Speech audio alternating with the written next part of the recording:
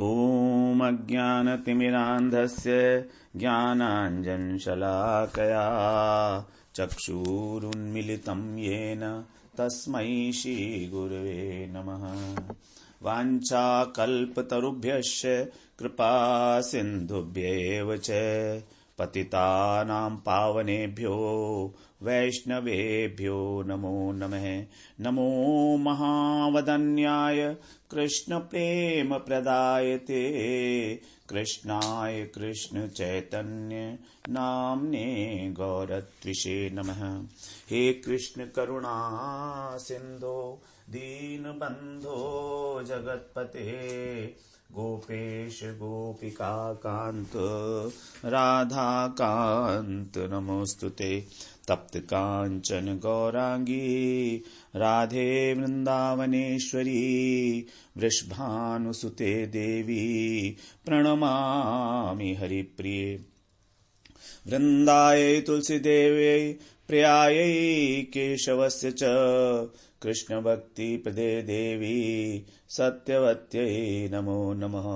श्री कृष्ण चैतन्य प्रभो नित्यानंद श्री अद्वैत गदाधर शिवसदि गौरभक्त वृंद। हरे कृष्ण कृष्ण कृष्ण हरे हरे हरे राम राम राम हरे हरे। हरे कृष्णा। सर्वप्रथम मैं अपने गुरुपाद पद ओम विष्णुपाद अष्टोत्तरशत श्री श्रीमद् भक्तिवेदांत माधव गोस्वामी महाराज के चरण कमलों में अनंत कोटि दंडवत प्रणाम ज्ञापन करता हूं। हम लोग 5वें अध्याय का 27वां और 28वां श्लोक श्रवण कर रहे हैं, जिसमें भगवान ने ध्यान योग की प्रक्रिया और ध्यान योग का फल के बारे में संक्षिप्त विवरण दिया है। तो ये जो 2 श्लोक हैं, यही हमारे जो आगे आने वाला 6ठा अध्याय है आत्म संयम योग, उसकी भूमिका बना रहे हैं। क्योंकि 6ठे अध्याय में भगवान ने विस्तृत रूप से ध्यान योग की चर्चा की है, इसीलिए हम लोगों ने इसको एंट्री गेट बनाया था। इस श्लोक, इन दोनों श्लोकों को, वो हमारा होगा एंट्री गेट G6। तो यहां पर हम लोग पहले श्लोक श्रवण करते हैं। स्पर्शान कृत्वा बहिर्बाह्यान चक्षुषश्चैवान्तरे भ्रुवोः प्राणापानौ समौ कृत्वा नासाभ्यन्तरचारिणौ यत्तेन्द्रियमनो बुद्धिर्मुनि मोक्षपरायणः विगत इच्छा भय क्रोधो यह सदा मुक्त एव सः। स्पर्शान कृत्वा बहिर्बाह्यान, इसका मतलब था, हम लोगों ने श्रवण कर चुके हैं कि बाहर के विषयों को बाहर ही छोड़कर, स्पर्शान मतलब विषय, कृत्वा माने छोड़कर, बाहर के विषयों को बाहर ही छोड़कर चक्षुष चैवांतरे भ्रुवो, और दृष्टि को दोनों जो भ्रुकुटी हैं उनके बीच में स्थित करके, विषयों को बाहर छोड़कर और दृष्टि को स्थित करके भ्रुकुटी के बीच में। यहां पर क्या बता रहे हैं कि इसमें चक्षुष चैवांतरे भ्रुवो, भ्रू मतलब भौं के बीच में स्थित करके, अथवा इसको ऐसा भी कह सकते हैं कि नासिका के अग्रभाग पर। क्योंकि भगवान ने आगे 6ठे अध्याय के 13वें श्लोक में बताया था, संप्रेक्ष्य नासिकाग्रम स्वम दिशश्च अन्वयलोकयन। इसी प्रोसेस को वहां पर थोड़ा सा एक्सप्लेन करते हुए बताया था भगवान ने। संप्रेक्ष्य नासिकाग्रम स्वम, दृष्टि को अपनी नासिका के अग्रभाग पर, नासिकाग्र, संप्रेक्ष्य, संप्रेक्ष्य माने देखते हुए, रखकर, तथा दिशश्च अन्वयलोकन, और अन्य दिशाओं को न देखते हुए। दोनों बातें हैं। दृष्टि को रखने का कारण ही यही है कि हम लोग इधर उधर, हमारा दृष्टि ना जाए अन्य दिशाओं में, क्योंकि ध्यान कर रहे हैं हम लोग। अगर इधर उधर देखते रहेंगे तो ध्यान कैसे होगा? ध्यान एक अंतर्मुखी प्रक्रिया है। ध्यान एक अंतर्मुखी प्रक्रिया है जिसमें मन को एकाग्र किया जाता है, जिससे मन भागे नहीं। अब हमारी आंखें अगर इधर उधर देख रही हैं तो मन उसके साथ रहेगा, और फिर तो मन इधर उधर भागेगा और इधर चंचल हो जाएगा। इसीलिए कहा कि वो एक ही पॉइंट के ऊपर अपनी दृष्टि को केंद्रित करे, क्योंकि यदि देखेगा तो मन में, हृदय में विक्षेप होता रहेगा उसके। और भ्रुकुटी के मध्य में आज्ञा चक्र बताया गया है। भ्रुकुटी के मध्य में आज्ञा चक्र का वास है, ऐसा बताया है गया। और इसके समीप ही एक सप्तकोश बताया गया है, इस आज्ञा चक्र के पास में।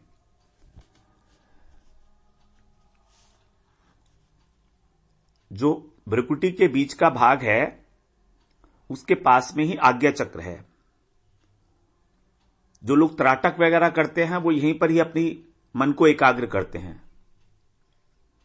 और इसके पास ही बताया गया है सप्तकोश कोश। इस सप्तकोश क्या है? सप्तकोशों में जो अंतिम कोश है, कोश का मतलब स्थान, जो अंतिम स्थान है वो है उन्मनी, उसका नाम है उन्मनी।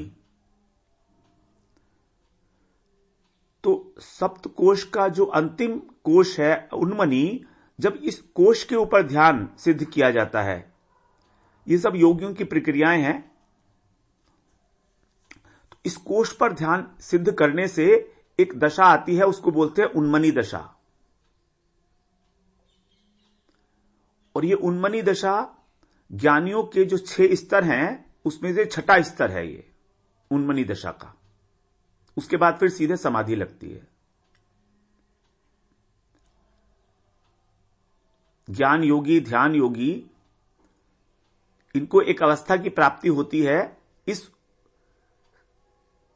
उन्मनी कोश के ऊपर ध्यान को केंद्रित करने से। और तब उनकी अवस्था को बोला जाता है उन्मनी दशा। यह उन्मनी दशा समाधि से पूर्व की स्थिति है। यहां पहुंचकर सभी नियमों से परे हो जाता है साधक, अर्थात वो जीवन मुक्त अवस्था में पहुंच जाता है। इसलिए ध्यान योगी आज्ञा चक्र पर ही दृष्टि को केंद्रित करते हैं। यही कारण है दृष्टि को वहां पर केंद्रित करने का। हम लोगों ने जब ज्ञान की बात की थी, ज्ञान योगी की अवस्थाओं की बात की थी, तो हमने उसमें इस बात की चर्चा की थी, उन्मनी दशा की। 5वें अध्याय का ही जो 24वां श्लोक था, उसके 3rd डे पर हम लोगों ने इस बात की चर्चा की थी कि ज्ञान की दशा किस प्रकार से है। ये उन्मनी दशा 6ठी स्तर। ज्ञान का पहला स्तर बताया था सद्विचार, दूसरा था सद चेष्टा, तीसरी थी रूढ़ दशा, चौथी समाधि, 5वीं व्युत्थान दशा, 6ठी थी जीवन मुक्त उन्मनी दशा। अभी हम बोल गए कि समाधि से पहले की अवस्था है ये, लेकिन नहीं, समाधि के बाद की अवस्था है ये उन्मनी दशा। और उन्मनी दशा के बाद तो सीधे ही मोक्ष है। ये उन्मनी दशा है जीवन मुक्त अवस्था, अवधूत अवस्था को प्राप्त हो जाता है इसमें साधक। अवधूत, उसके ऊपर किसी भी प्रकार का कोई नियम नहीं होता। उसके बाद फिर मोक्ष की दशा है। ये समाधि से भी ऊपर की अवस्था है उन्मनी दशा। तो जो ध्यान योगी है वो भी इसी के ऊपर आज्ञा चक्र पर दृष्टि केंद्रित करता है। वो अब ध्यान करते समय वो आंखों को बंद क्यों नहीं करता है? अगर आंखों को पूरा बंद कर लेगा तो लय दोष आ जाएगा। लय दोष अथवा निद्रा, मतलब उसको निद्रा भी बोलते हैं, निद्रा को बोला गया लय दोष। निद्रा आने की संभावना रहती है। और यदि आंखों को पूरा खोला रखेगा तो फिर बाहर के दृश्य देखने के कारण विक्षेप रूपी दोष आएगा। इसलिए इन दोनों दोषों को दूर करने के लिए ही नेत्रों को आधा मूंद रखते हैं, आधा मूंदते हैं। क्योंकि जब हम दृष्टि नासिकाग्र पर या दोनों भावों के बीच में अथवा आज्ञा चक्र पर जब केंद्रित करेंगे तो आंखें हमारी अर्धमुद्रित अवस्था में आ जाएंगी। न पूरी खुली होंगी और न पूरी बंद होंगी। यह अवस्था अपने आप हो जाएगी, क्योंकि आंखें पलक नीचे आ गई तो दिख भी नहीं रहा है, थोड़ा सा दिख भी रहा है और आगे का दिख भी नहीं रहा है, ऊपर का सब कुछ बाहर का। तो यह हुआ हमारा चक्षुषश्चैवांतरे भ्रुवो, दोनों भ्रकुटियों के बीच में अपनी दृष्टि को स्थित करना। फिर आगे बता रहे हैं इसमें प्राणापानौ समौ कृत्वा, प्राणापानौ समौ कृत्वा नासाभ्यंतर चारिणौ। तो यहां पर बता रहे हैं दो प्रकार के प्राण, हम लोग पहले भी श्रवण कर चुके हैं चौथे अध्याय में जब यज्ञ की बात हुई थी। तो प्राण और अपान दो प्रकार के हैं, वायु दो प्रकार की कही गई है, प्राण और अपान। जो नासिका से बाहर निकलती है वायु उसको बोलते हैं प्राण, और जो अंदर ले जाते हैं जिसको वो होती है अपान। तो यहां पर जो प्राण और अपान वायु हैं इसका विशेषण बताया है नास्याभ्यंतर चारिणौ, अर्थात ये दोनों जो वायु हैं ये हमारी नासिका के बीच में विचरण करती हैं। नासिका के थ्रू ही हम लोग श्वास लेते हैं। तो जब वायु अंदर जाती है नासिका के माध्यम से तो उसको बोला जाता है अपान, और जब बाहर निकलती है तो उसको बोलते हैं हम प्राण। इन दोनों वायु को सम करना है, प्राणापानौ समौ कृत्वा, समौ माने सम करना है, इसको समान करना है। इसका मतलब यही होता है कि स्वाभाविक स्थिति में जैसे हम हैं उस स्थिति में इनका जो आवागमन है, इस गति का, इस वायु का जो आवागमन है, गति है, वो विषम है। अभी विषम स्थिति में है ये प्राण और अपान दोनों। इसका मतलब क्या हुआ विषम स्थिति का? विषम स्थिति का मतलब हुआ कि कभी तो हमारे जो श्वास है वो बाई नासिका छिद्र में चलता है और कभी दाई नासिका छिद्र में। कभी हमारा प्राण, हमारा जो श्वास प्रश्वास है वो कभी तो दाई नासिका छिद्र में होता है और कभी बाई नासिका छिद्र में चलता है। जब ये बाई नासिका छिद्र में चलता है तब इसको बोलते हैं ईड़ा नाड़ी में चलना, ईड़ा। और दाहिने छिद्र में जब चलता है तो पिंगला। तीन नाड़ियां हैं हमारे सिस्टम में, ईड़ा, पिंगला और सुषुम्ना। सुषुम्ना बीच में है, बाईं ओर है ईड़ा और दाहिनी ओर है पिंगला। तो जब बाईं छिद्र में श्वास चलेगा तो बोलेंगे श्वास हमारा ईड़ा नाड़ी में चल रहा है, और जब दाएं छिद्र में चलेगा तब बोलेंगे कि वो पिंगला नाड़ी में चल रहा है। ये हमारा, और ये तीनों नाड़ियां हैं कहां? हमारे मेरुदंड में। जो हमारे पीछे रीढ़ की हड्डी है जिसको रीढ़ बोलते हैं, उसको वहां पर बोलते हैं मेरुदंड, जिसको सीधा रखना होता है। अगर हमें कोई सावधानी से बात श्रवण करनी है, समझनी है, कमर को बोलते हैं सीधे रखो, जिससे कि जो श्वास का आना जाना है, आवागमन है, वो अविरोध बिना किसी बाधा के चल सके। तो बीच में हो गई सुषुम्ना नाड़ी, बाईं ओर हो गई ईड़ा नाड़ी और दाईं ओर हो गई पिंगला नाड़ी। और हमारा जो मन है उसकी चंचलता का सीधा सीधा संबंध है हमारे श्वास से, सीधा संबंध। इसी कारण हमारे जो मन की चंचलता के कारण ही हमारे विचारों में उतार चढ़ाव आता रहता है, और कभी हमारा श्वास दाईं ओर से चलता है, कभी बाईं ओर से चलता है। इन दोनों वायुओं को सम करने का मतलब क्या है? इन दोनों वायुओं को सम करने का मतलब है कि प्राण सुषुम्ना नाड़ी में चले, जो बीच की नाड़ी है, सुषुम्ना नाड़ी। यही है योग की एक्सरसाइज जो योगी लोग करते हैं प्राणायाम के द्वारा। वो जो प्राण वायु है उसको ईड़ा और पिंगला दोनों से हटाकर सुषुम्ना नाड़ी में प्रवाहित करा देते हैं योगिक क्रिया के द्वारा, प्राणायाम के द्वारा। अब जब प्राण सुषुम्ना नाड़ी में चलती है जब वायु, तो जो उसकी गति है वो बहुत सूक्ष्म हो जाती है, बहुत शांत हो जाती है, लाइट। पता ही नहीं लगता है कि प्राण चल रहे हैं।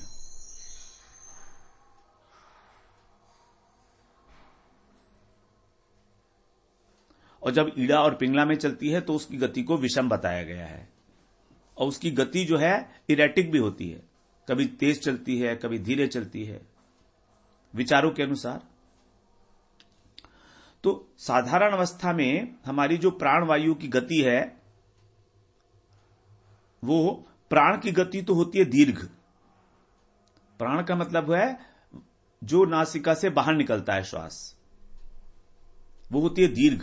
दीर्घ का मतलब है बहुत लंबी तक जाती है, दीर्घ। और अपान वायु की जो है वो गति होती है लघु। हम लोग देखिए, जिस समय श्वास लेते हैं तो हमने देखा है कि हमारा जो श्वास है वो अंदर फेफड़ों तक ही जाता है, नीचे नहीं जाता। इसको बोल दिया गया लघु गति, और धीरे धीरे आता है। लेकिन जब हम छोड़ते हैं तो तेजी से छोड़ते हैं।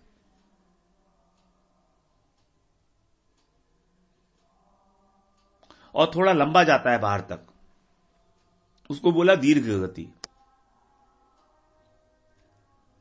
इस गति को सम करने के लिए लघु और दीर्घ जो हो रही है, इसके लिए ही अनुलोम विलोम कहा गया। अनुलोम विलोम करना चाहिए। अनुलोम विलोम क्या है? अनुलोम विलोम यही है, प्राणों की गति को सम करने के लिए प्रयास करना। उससे मन अपने आप शांत होता जाएगा।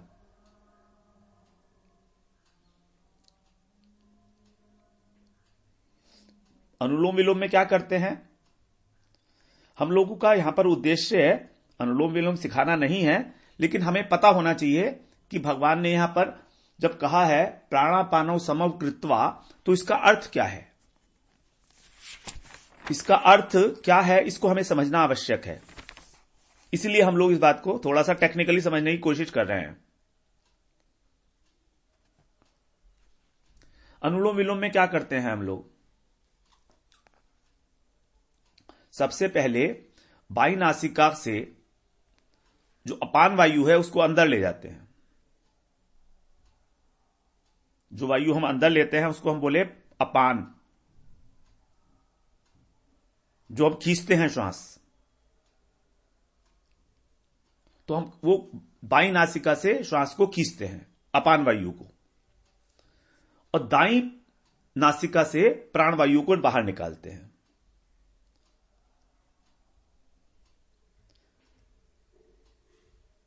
जब हम बाई नासिका से अपान वायु को खींचते हैं तो दाई नासिका को हम बंद कर लेते हैं, हल्का ऊपर, बहुत लाइट प्रेशर से, नासिका के ऊपर के भाग पर। क्योंकि अगर नीचे से नथुने को बंद करेंगे तो वहां पर दर्द होने लगेगा, बहुत सेंसिटिव एरिया है वो नथुना। इसीलिए जो ऊपर नासिका के ऊपर में छिद्र होता है वहां पर हल्का सा भी प्रेशर लगाएंगे तो बंद हो जाएगा छिद्र। उसी प्रकार से दाई नासिका से हमने बाहर निकाल दिया प्राण वायु को। अब इसके बाद फिर दाई नासिका से प्राण लेंगे, जिस से निकाला उसी से लेंगे दोबारा, उसी से अब अंदर ले जाएंगे और बाई नासिका से बाहर निकालेंगे, बाई छिद्र से। इस प्रकार जो दोनों क्रियाएं हैं उनमें बराबर का समय लगना चाहिए। श्वास को लेना और श्वास को छोड़ना, इसको रेगुलेट करना होगा इस प्रकार कि बिल्कुल बराबर समय लगे। तो इसके लिए हम लोग काउंटिंग का आश्रय ले सकते हैं। 1 2 3 4 अंदर लिया और फिर 1 2 3 4 बाहर छोड़ा।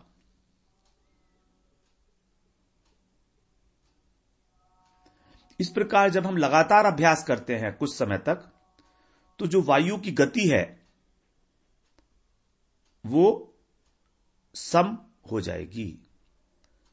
और वायु की गति सम होने के बाद जो श्वास है इतना सूक्ष्म हो जाएगा और शांत हो जाएगा कि वो कब ले रहे हैं और कब छोड़ रहे हैं ये पता भी, आभास भी नहीं होगा। जब हमने ये शुरू किया था अनुलोम विलोम, तब तो हमको वायु जो है हमारी नासिका छिद्र पर स्पर्श कर रही थी अंदर, लेकिन धीरे धीरे धीरे धीरे करते करते इतनी सूक्ष्म हो जाएगी गति कि हमें यह भी नहीं पता लगेगा कि हम श्वास ले रहे हैं, लेकिन श्वास चल रहा है। बहुत शांत होता चला जाएगा धीरे धीरे। तो इसका जो सम होने का लक्षण क्या होगा, यही लक्षण है इसके। लक्षण होगा नंबर 1, जो नासिका के दोनों छिद्र हैं उनमें और कंठ में, क्योंकि वायु अल्टीमेटली जा तो रही है कंठ में ना, तो कंठ में वायु के स्पर्श का ज्ञान नहीं होगा।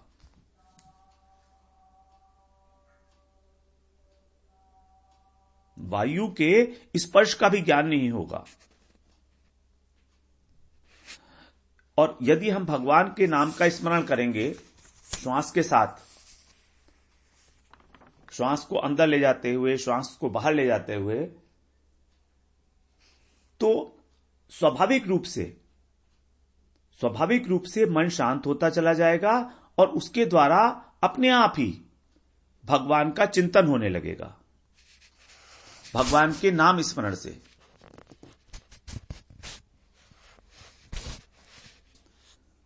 तो इस प्रकार क्या हुआ, इस अवस्था में प्राण का और मन का संयोग हो गया।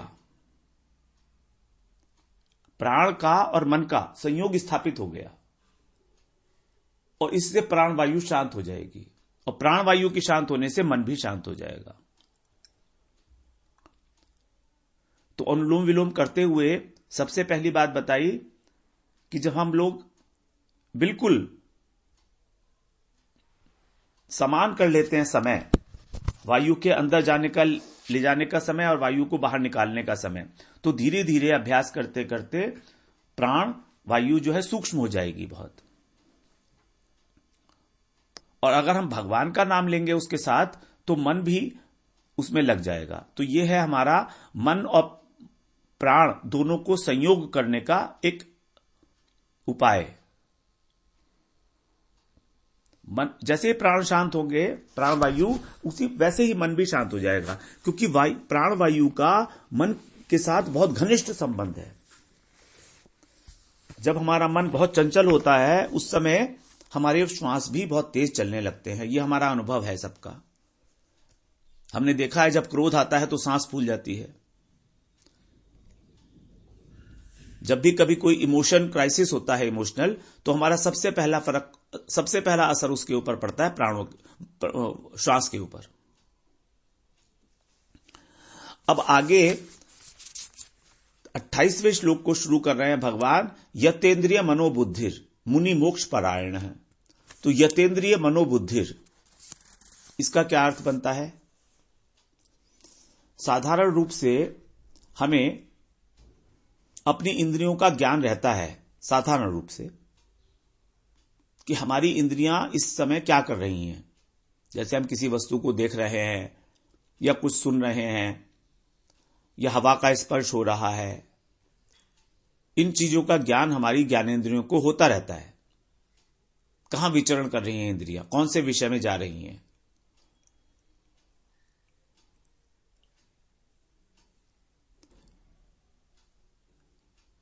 और बुद्धि का जो विचार है कि हमारा बुद्धि क्या सोच रही है, वो भी हम लोग पकड़ सकते हैं कि हमारी बुद्धि कहां जा रही है, क्या सोच रही है। 3 चीजें हैं ना इस पद के अंदर, 3 चीजें आई हैं, इंद्रिय, मन और बुद्धि। हम उसी की बात कर रहे हैं। तो इंद्रियां हमारी कहां पर विचरण कर रही हैं, ये हम लोगों को जनरल भी ज्ञान रहता है।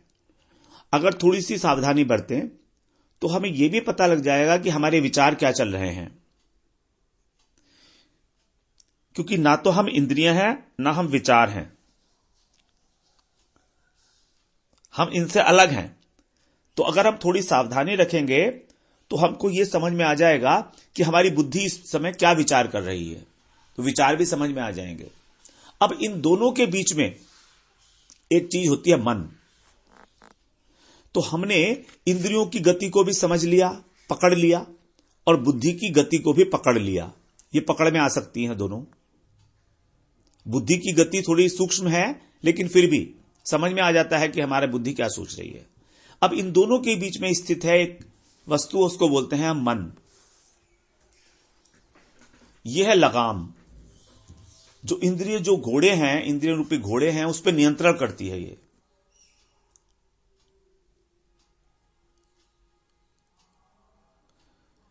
ये जो मन है, ये इंद्रिय रूपी घोड़ों पर नियंत्रण कर सकता है। और हम ये चाहते हैं, हमारा उद्देश्य क्या है, हम ये चाहते हैं कि ये जो मन रूपी लगाम है, ये बुद्धि रूपी सारथी के हाथ में रहे। जो बुद्धि चाहे वही करे ये। लेकिन अगर हम थोड़ा सा और देखें तो कि हमारे मन के ऊपर किसका प्रभाव अधिक है, इंद्रियों का प्रभाव अधिक है या बुद्धि का प्रभाव अधिक है? क्योंकि एक बीच की वस्तु है मन। एक तरफ तो इसको कंट्रोल करना है इंद्रियों को, और या इंद्रियों के द्वारा कंट्रोल हो जाएगा ये। दूसरी तरफ बुद्धि है, तो बुद्धि को या तो ये कंट्रोल करेगा मन, और या बुद्धि इसको कंट्रोल करेगी। दो ही बातें हो सकती है ना। इंद्रियों से श्रेष्ठ है मन, और मन से श्रेष्ठ है बुद्धि। अब मन बीच में होने के कारण या तो ये इंद्रियों से कंट्रोल होगा या ये इंद्रियों पर कंट्रोल करेगा। उसी प्रकार ये मन या तो बुद्धि के द्वारा कंट्रोल होगा या बुद्धि पर अपना कंट्रोल करेगा। तो इस मन के ऊपर दोनों का असर पड़ता है, इंद्रियों का भी और बुद्धि का भी। कभी ये इंद्रियों के कंट्रोल में हो जाता है और इंद्रियों के कंट्रोल में होकर बुद्धि को कंट्रोल करने की चेष्टा करता है, और कभी कभी ये बुद्धि के कंट्रोल में होकर इंद्रियों को कंट्रोल करने की चेष्टा करता है।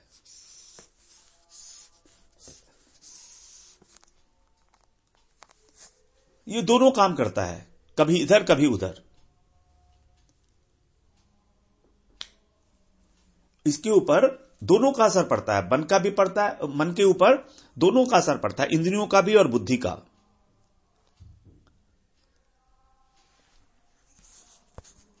अभी क्योंकि यहां पर भगवान ने यतेंद्रिय मनोबुद्धिर कहा है, इसलिए हम लोग इस मन को वश में करने के लिए ये समझ रहे हैं कि इसको, मन को वश में कैसे किया जा सकता है, इसके ऊपर क्या क्या वस्तुओं का प्रभाव पड़ता है सबसे अधिक। क्योंकि किसी भी वस्तु को वश में करने के लिए हमें पहले उसका स्वभाव समझना होगा, क्या है, उसकी रुचि क्या है, वो क्या चाहता है, उसकी वीकनेस क्या है और उसकी स्ट्रेंथ क्या है। तो इस मन की जो वीकनेस है और मन की जो स्ट्रेंथ है वो हमें समझना पड़ेगा। इसका मन का बॉस कौन है और मन का सर्वेंट कौन है, यह भी समझना पड़ेगा। यह भी समझना पड़ेगा कि यह अपने बॉस की बात मानता है कि नहीं मानता है, और यह भी समझना पड़ेगा कि जो इसके सबऑर्डिनेट हैं, जो इसके दास हैं, वो इसकी बात सुनते हैं या इसके ऊपर भी अपना कंट्रोल कर लेते हैं। तो मन जो है एक सर्वेंट भी है और एक बॉस भी है, दोनों हैं। तो इसी बात को हम लोग थोड़ा सा अगली बार और गहराई में समझने की चेष्टा करेंगे। वांछा कल्पतरुभ्यश्च कृपा सिंधुभ्य एव च पतितानां पावनेभ्यो वैष्णवेभ्यो नमो नमः।